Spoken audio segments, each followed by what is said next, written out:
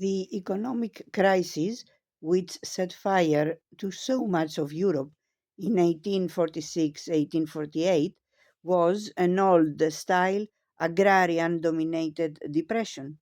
It was, in a sense, the last and perhaps worst economic breakdown of the Ancien regime in economics. Not so in Britain, where the worst breakdown of the period of early industrialism occurred between 1839 and 1842 for purely modern reasons and indeed coincided with fairly low corn prices. The point of spontaneous social combustion in Britain was reached in the unplanned Chartist general strike of the summer of 1842, the so called Plague Riots. By the time it was reached on the continent in 1848, Britain was merely suffering the first cyclical depression of the long era of Victorian expansion, as also was Belgium, the other more or less industrial economy of Europe. A continental revolution without a corresponding British movement, as Marx foresaw, was doomed.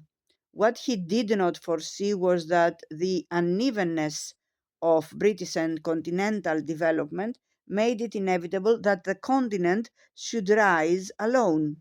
Nevertheless, what counts about the period from 1789 to 1848 is not that by later standards its economic changes were small, but that fundamental changes were plainly taking place. The first of these was demographic. World population, and especially the population of the world within the orbit of the dual revolution, had begun that unprecedented explosion which has, in the course of 150 years or so, multiplied its numbers. Since few countries before the 19th century kept anything corresponding to censuses, and these in general far from reliable, we do not know accurately how rapidly population rose in this period.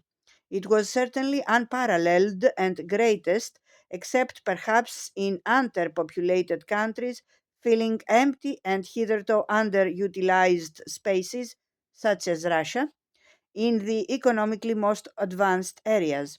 The population of the USA, swollen by immigration, encouraged by the unlimited spaces and resources of a continent, increased almost 6 times over from 1790 to 1850, from 4 to 23 millions.